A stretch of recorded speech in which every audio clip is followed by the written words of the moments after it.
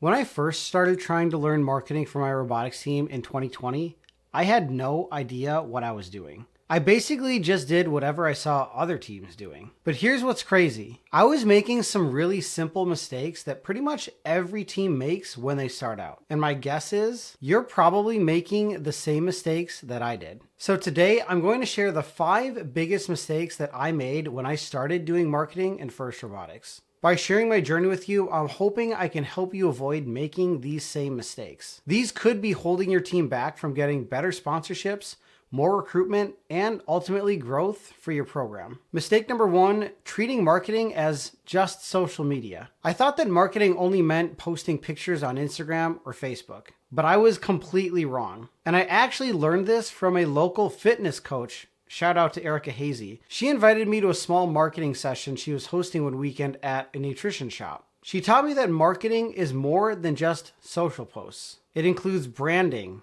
outreach, and community engagement utilizing different content buckets. Without this strategy, posts can become random and ineffective. And you know what's interesting? I started seeing more people in our community start to recognize our team. Within 4 years, we had tripled our team's budget and even increased our student body from about 12 students to 20 students. Mistake number 2, posting without a content strategy. Before learning from Erica, I was posting sporadically with no schedule or consistency. It was a nightmare. I felt the constant stress and pressure to figure out what we would post about next. There was no way that myself or my students could do this forever. But then I tried something I hadn't done before. I built a marketing plan that covered multiple types of content, ranging from behind the scenes, educational, promotional, and entertaining. I even made a spreadsheet to track everything, and it worked wonders. Gone was the stress of what are we posting next? We actually were able to plan and make content for an entire month in just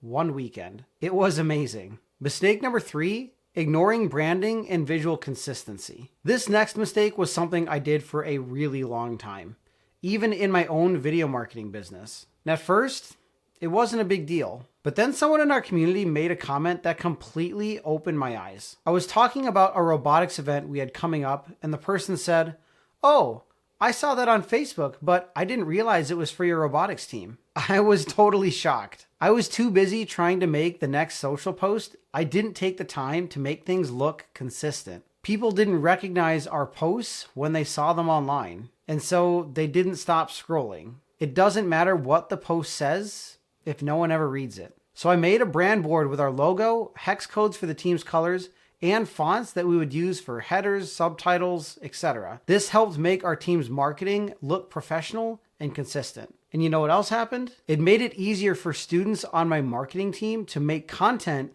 because they didn't have to guess anymore about what colors or fonts to use. It was a win-win. Mistake number 4, forgetting about storytelling. I used to only think about posting details about our robot or info about competitions or events coming up. This made sense. Why else would people follow our team? But this was completely the opposite of what people cared about. Most of your audience, including sponsors and community members, won't connect with CAD renders or wiring diagrams.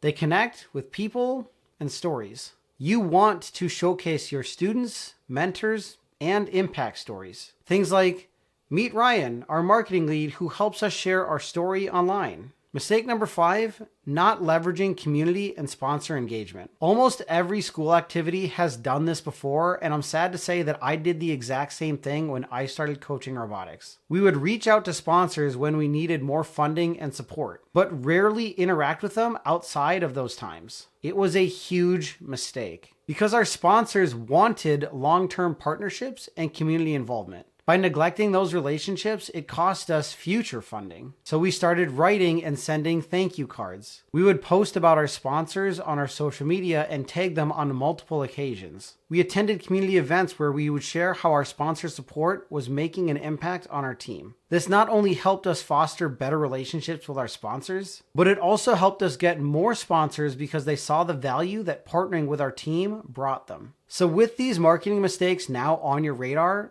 let me know in the comments below, which of these mistakes are you guilty of? And which of these are you going to tackle first so that your team can start growing? Because the good news is, none of these mistakes are difficult to fix. And by doing so, your team will start to benefit right away. If this video helped you, hit that like button and subscribe for more marketing tips in First Robotics. And as always, I'll see you in the next one.